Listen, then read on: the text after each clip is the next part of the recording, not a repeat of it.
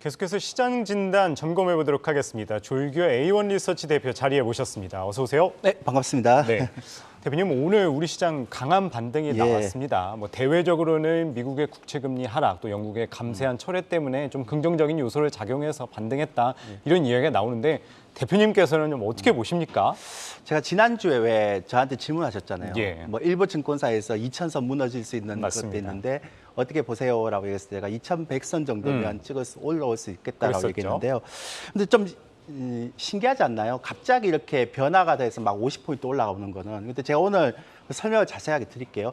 국채금리가 하락했다라고 얘기하는 거는 지난주에도 하락했었어요. 맞습니다. 예, 근데 그걸 가지고 와서 얘기하는 건 논리적으로 맞지 않는 것 같고요. 예. 그다음에 오히려 ISM 제조 구매자 관리 지수는 2022년 4월 이래로 최악으로 떨어졌습니다. 그런데도 예. 시장이 올라오잖아요. 이건 다른 이유가 있는 거죠. 그래서 그렇게 보시면 안 될 것 같고요. 예. 최근에 연준이 되게 공격적으로 긴축을 했었어요. 그리고 앞으로도 더 공격적으로 긴축을 할 것이다. 11월 달에도 75bp 할 것이다라고 얘기를 했는데 재미있는 일이 벌어지고 있습니다. 시장에서는. 예. 원래 어떤 건가요? 파월 의장이 굉장히 공격적으로 긴축을 하겠다라고 얘기하면서 했던 게 실질금리가 마이너스다. 예. 그러면 실질금리가 올라와야지 이게 우리가 어느 정도 이런 긴축을 좀 멈춰야 되지 않겠느냐 이런 얘기를 하고 있는데요. 제가 준비한 자료 한번 보실래요? 실질금리 추이를 한번 보여드릴게요. 실질금리가 어떻게 되는가 하면 예. 물론 실질금리 추이인데요. 실질금리 예전에는 마이너스였어요. 예. 근데 최근에 보면 실질금리가 쭉 올라오는 게 보이시죠? 그렇네요. 0 이상으로 올라오는 게 이제 플러스로 보이죠. 그죠? 예. 그러면 실질금리가 이렇게 올라왔단 말이에요. 예. 그리고 지금 최근에 나오는 통화량을 보면 통화량이 대폭적으로 감소하고 있어요. 그리고 또 하나는 보면 고용지표 되게 좋죠. 근데 예. GDP가 계속 마이너스죠. 예. 9월 확정치. 그러니까 지금 월가 내에서는 어떤 얘기가 나오는가 하면 아니 도대체 그러니까 페드는 무슨 지표를 보고 긴축을 하느냐. 그러니까 그 임금 그리고 렌트비. 예. 지금 원자재 가격 떨어지고 있고 주택 가격 떨어지고 있으면 이 주택 가격 떨어지고 있으면 렌트비는 후행적으로 접목되는 거고 예. 임금도 후행적으로 반영되는 건데 왜 당신들은 후행 지표를 가지고 자꾸 긴축을 하려고 그러느냐. 지금 예. 선행 지표는 다 떨어져 있는데 이런 인식이 있고요. 두 번째는 지금 이렇게 긴축을 하다 보니까 영국의 파운드화 사태가 일어나면서 어떤 그렇죠. 일이 벌어졌는가 하면 경제학 교과서에 나오지도 않을 금리를 인상하면서 네. QT가 아닙니다. QE를 하는 상황이 벌어지고 감세도 막 이렇게 했다가 줄이고 막.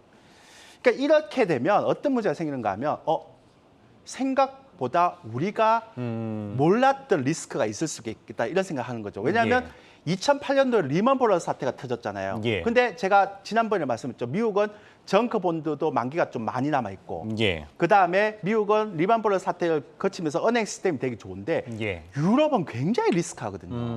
그러니까 유럽 쪽에서 대마가 이러다가 무너질 수도 있다. 예. 사실 개입했던 이유가 연기금의 파운드와 쇼커버링 때문에 들어온 거잖아요. 그러니까 이런 예. 일이 벌어질 수가 있기 때문에 영란은행이 QE를 한 거 아니냐. 그러면 페드도 지금부터 막 굉장히 긴축을 많이 한다고 얘기하지만 예. 속으로는 선행 지표를 보고 있으면 예. 어차피 긴축에 대한 부분을 좀 줄일 수도 있겠다라는 기대감이 지금 올라오면서 시장이 리바운딩 되고 있다 이렇게 보시면 됩니다. 그리고 9월 달 수출 증가율을 발표했는데 지난번에 제가 20일치 보니까 맞습니다. 1.8이었는데 예. 2.8이니까 별로 올라가지 못했어요. 그러니까 경기는 안 좋아요. 안 좋은데 경기에 대한 부분 어제 ISM 제조업 지수 안 좋았지만 오늘 뉴욕 증시 올라오는 거 보면 예. 분명히 이런 기대감이 시장에서 작용하고 있다라고 보는 게 맞겠죠. 그렇다면 말씀하셨듯이 이제 실질 금리가 플러스로 이제 돌아서면서 그러면 물론 여러 또 변수가 있겠지만 조금이나마 조금 긍정적으로 생각할 수 있습니까? 그러면은 근데요. 보세요. 예. 재밌는 건 시장이 이렇게 막 기대를 하잖아요. 예. 근데 이 기대를 딱 했는데 11월 달에 파월 의장이 기대를 무너뜨리고 다시 굉장히 공격적으로 긴축을 해버리잖아요. 예. 그러면 시장이 또 기대했던 것만큼 이상으로 떨어질 수가 있는 거죠. 예. 근데 요거 말고도 저희 시장은 또 독특한 구조가 있어요. 지금 올라가는 독특한 구조가.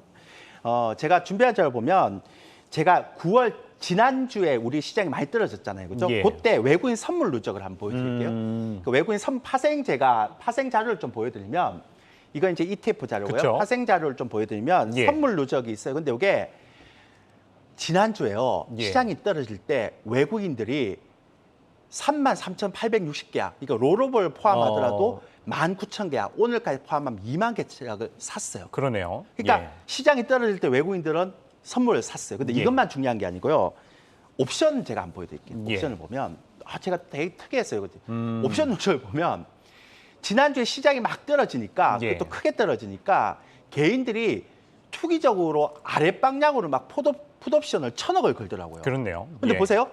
개인들은 풋옵션 1,000억 걸고 콜옵션을 마이너스 226억 걸었잖아요. 예. 외국인들은 풋옵션을 팔고 있죠. 금융투자는. 반대네요. 반대죠. 예. 예. 그러니까 지난주에 떨어질 때 외국인들은 선물이나 옵션은 상승으로 걸어버렸고 외국인들은 되게 투기적으로 하락을 걸어버렸죠. 예. 그럼 만약에 여기서 추가적으로 굉장히 많이 떨어지면 개인들한테 큰 이익을 줄 수 있잖아요. 그렇죠. 그러니까 이거에 대한 파생 포지션도 지금 오늘 올라가는 기술적 반등에 굉장히 영향을 미쳤다라고 보면 됩니다. 그래서 여러분들이 지금처럼 이렇게 과하게 떨어질 때는요. 예. 현물도 보겠지만 변동성 요인이니까 파생 포지션을 굉장히 많이 보셔야 됩니다. 그래서 앞으로는 개인들의 이 풋옵션, 콜옵션 그리고 외국인들의 선물 포지션을 계속적으로 체크하시면 이게 어디까지 반등이 되는지를 대충 알 수 있다 이런 것들을 말씀드릴게요.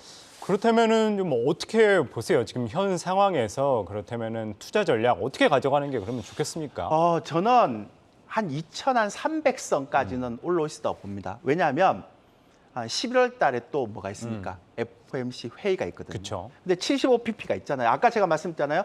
그 영란은행의 QE 얘기를 하면서 예. 솔솔솔솔 지금 실질금리도 플러스 돌았었고 통화량도 굉장히 많이 떨어져 있고 지표가 되게 안 좋게 지금 예. 그러니까 예전에 어떤 그 물가 지수에 대한 부분들이 많이 떨어지고 있는 후행적으로. 예. 근데 지금 나타나고 있는 후행 지표만 가지고 볼 필요가 있는데 선행 지표는 지금 다 떨어지고 있는데 예. 선행 지표가 긴축을 이렇게 공격적으로 할 필요가 없다라고 얘기하는데 왜 파월은 자꾸 후행 지표만 보고 긴축을 세게 하느냐라는 시장의 예. 비난이 굉장히 많이 올라온단 말이에요. 그 비난에 대한 기대감으로 시장이 혹시나 11월 달에 파월이 혹은 페드가 조금 더 완화적인, 그래서 예. 75pp 한다 그랬는데 50pp 하지 않을까. 왜? 파운드 문제도 생기고 지금 뭐 도이치뱅크, 그다음에 어제 크레딧 스위스 얘기 나오고 예. 막 이러니까 이제 조금 이러다가 진짜 금융위기 올 수도 있겠다. 우리는 괜찮은데 유럽 쪽에 오면 부메랑 오잖아요. 그런 예. 것 때문에 혹시라도 50pp 할 수 있지 않을까라는 그런 기대감 때문에 올라왔는데 예. 그게 이제 11월까지죠. 예. 근데 11월 중순까지 올라오는데 만약에 11월 중순에 파월 의장이 아니야. 그렇죠. 다시 공격적으로 가. 더 세게. 예. 세게 가. 그냥 우리대로 가. 이래버리면 큰일 나는 거죠. 그래서는 FMC가 있는 11월까지는 기술적 반등이 나올 수 있지만 그 위에 만약에 다시 한 번 더 그대로 어떤 공격적인 형태의 스탠스를 유지한다 그러면 긴축이나 경기는 괜찮은데요. 예. 유럽 쪽에서 대마가 하나 그러니까 미국 쪽에서 리만 브러더스 사태처럼 유럽 쪽에서 대마가 하나 뻥 부러지면 예. 내년 1분기에 또 어떻게 될지 모르잖아요. 그래서 예. 11월까지는 가능한 한 여러분들이 반등할 때 약간 리스크 관리를 좀 해주시는 게 된다. 좋겠다. 그 선을 제가 2,300선 정도 생각하고 있고요. 그러면 만약 유럽 쪽에서 문제가 생기면 우리 환율은 어떻게 될 것인가? 제가 볼 때는 1,500원까지 가야 되지 않겠습니까? 만약 그런 물이 생기면 예. 그러면 결과적으로 보면 금리도 계속 올라갈 거고요. 그러면 여러분들 재무제표가 안 좋은 종목들 이런 종목들은 버틸 수가 없죠. 그래서 이번에 올라올 때 그런 부분들이 굉장히 크다라고 생각하고요. 이번에 시장 보면서 제가 굉장히 스마트하다고 느낀 건 예. 개인들이 많이 갖고 있었잖아요. 이번에 현물을 많이 샀는데 예. 오늘 연휴 기간 동안에 개인들이 풋옵션을 많이 샀고 외국인들은 선물을 많이 사니까요. 오늘 보세요. 시가총 2위인 LG에너지솔루션 4%, 맞습니다. 삼성전자 4%, 하이닉스 4%. 예. 그러면 이건 뭐냐면 지수가 많이 올라간 거에서 삼성전자, 하이닉스, SK, LG에너지솔루션 시가총액 상위 종목 3종목 빼버리면 예. 체감 지수는 그렇게 좋죠. 그래서 이런 형태의 흐름이 있기 때문에 제가 볼 때는 앞으로는 점점점 이런 게 더 강화되지 않을까. 그리고 저는 리스크 관리를 좀 한다면 한 2,300선에서는 여러분들이 비중을 좀 줄여주시고 그다음에 페드의 11월 달에 그 회의를 좀 보고 그다음에 결정을 판단을 하는 게 해야 좋지 된다. 않을까. 지금 파는 거는 제가 안 된다고 했잖아요. 그러니까 지금 파는 건 안 되고요. 한 11월 정도, 2,300 정도에 여러분들이 좀 생각을 하시되 앞으로는 종목을 어떻게 선정하는가가 가장 예. 중요할 것 같다. 그리고 예. 제가 볼 때는 미국이 아닙니다. 이제는 유럽의 대마를 조심해야 된다. 알겠습니다. 뭐 말씀하신 걸 종합해 보면은 어쨌든 반등이 나온다면은 2,300까지 나오고 그 시점을 이제 11월 연준에 그 초점을 맞춰야 된다 말씀을 주셨어요. 그러면 11월까지는 어느 정도는 이제 반등을 기대해봐도 된다. 뭐 이렇게 말씀을 주셨는데 결국 관건은 이제 유럽이 될 것 같아요. 그러면 그 이후에 만약에 안 좋아질 경우에 내년까지는 좀 어떻게 보세요? 그래도 상반기까지는 그러면은 전 내년에 당연히 안 좋게 보죠. 제가 계속 말씀드렸지만 저는 3분기 실적이 변곡점이라고 그랬는데 예. 먼저 떨어져 버렸어요.